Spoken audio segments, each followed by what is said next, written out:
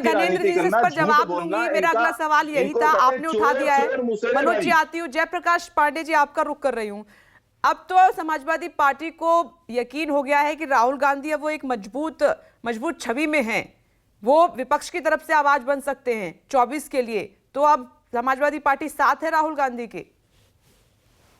देखिए विपनेश जी, समाजवादी पार्टी हर उस व्यक्ति के साथ है, हमारे राष्ट्रीय अध्यक्ष जी साफ साफ कह चुके हैं, जो इस वर्तमान सत्ताधारी दल की जो नफरत पे आधारित एक तो राष्ट्रवाद की हिंसक संकल्पना है, सामंती सोच आचरण है, या जिस तरह से हमारे संघवाद पे क्षेत्रीय चेतना को कुचला जा रहा है और जिससे गांव गरीब किसान की संपत्ति लूट करके एक खास कारपोरेट हाउस पे कुर्बान की जा रही है, उसके विरुद्ध लड़ाई चाहे जो होगी उसके साथ हैं हम। तो ये अब उसकी शक्ल क्या होगी, कौन गठबंधन में आएगा, वो बाद की चीज है। और अगर भारत का तारीख भी आप देखिए तो जब भी बड़े बदलाव हुए हैं, प्रचंड बहुमत की मतलब लोकतांत्रिक सरकारों के जो अधिनायक तंत्र स्थापित हुए 77 से लेके 90 वाले दौर में भी, तो वो अगर आप देखिए तो कोई बहुत पहले प्री प्लानिंग नहीं थी। बीपी सिंह कब छोड़ के आए थे कांग्रेस, और कब उन्होंने सबसे मजबूत सरकार के खिलाफ जो है सामाजिक न्याय की ताकतें या जनता परिवार के बिखरे हुए लोगों को एक मंच पे ले आए और पलट गई। अब ये सवाल जरूर है कि हमारे बीजेपी के मित्र बार बार माफी मांगने का जिक्र कर रहे हैं। माफी की विरासत तो अंग्रेजों से इनके पास है, और हमारा जहां तक सवाल है कि हम लोग मूलतः राहुल गांधी जी का समर्थन इसलिए करेंगे कि आज का उनका भाषण समाजवाद की आत्मा की तरफ था।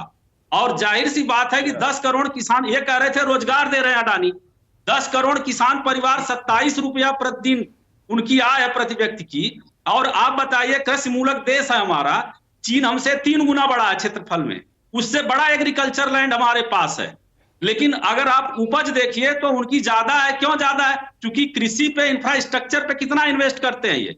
कृषि पे सबसे बड़ा इन्वेस्टमेंट सिंचाई हो सकता है विपनेश जी, क्योंकि भारत ट्रॉपिकल क्लाइमेट का देश है। और सिंचाई पे ये हमारे मित्र ये बता दें, हमारा जितना भी एग्रीकल्चर इंडस्ट्री या पेयजल आदि की डिमांड है 800 अरब क्यूबिक घन मीटर है, और वर्षा हमारे यहाँ 4000 होती है। 4000 अरब क्यूबिक घन मीटर मतलब 5 गुना ज्यादा।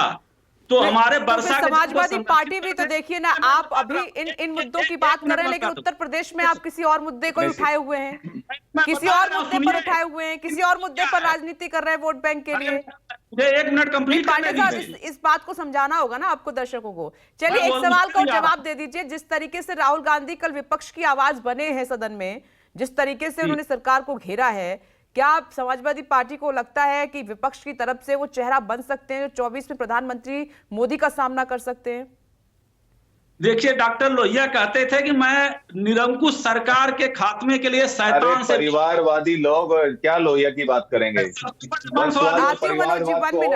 प्रहलाद जी के लड़के वंशवादी नहीं है, ब्रजभूषण सिंह के लड़के वंशवादी नहीं है। जवाब देता हूं आपका।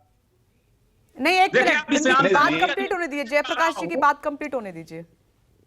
मैं ये कह रहा था कि जिस कांग्रेस का ये या समाजवादी नीतियों का पानी पी के कसीदा पढ़ रहे थे, आप इनसे ये पूछ लीजिए कि 8 वर्षों में मंगलयान का देश है, कितनी इंदिरा नहर बनाए हैं ये, या जिस अवध क्षेत्र में हमें कितना शारदा नहर बनाए, या किसानों को इंपावर करने के लिए क्या किए हैं। गांव गरीब के आदमी जिस पिछड़े समुदाय का प्रतिनिधित्व करते हैं, आज उसकी क्या स्थिति है? पांडे साहब, तो क्या उत्तर प्रदेश, आप तो किसी और मुद्दे पर लगे हुए, रामचरितमानस का मुद्दा उठाए हुए, क्या आप इन मुद्दों पर बात कर रहे हैं?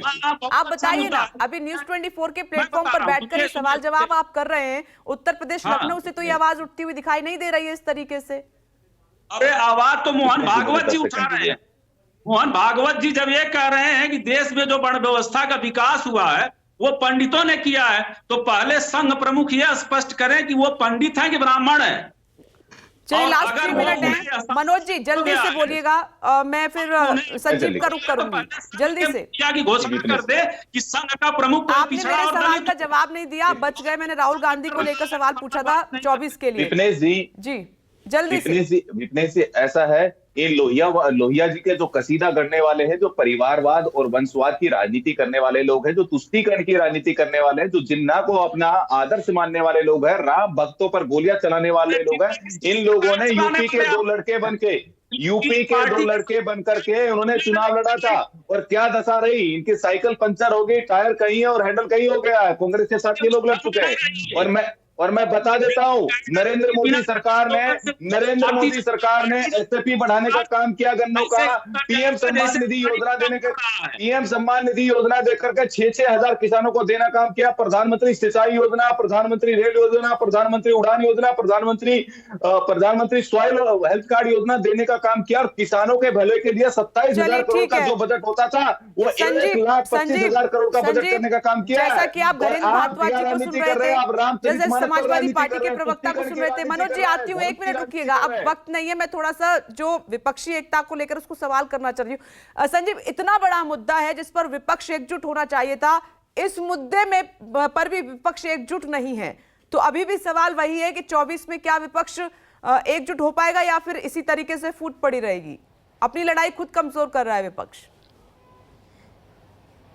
विप्रेश, जो आपका मूल सवाल था वही शुरुआत में था, वही आखिर में भी है और बहुत सही भी है।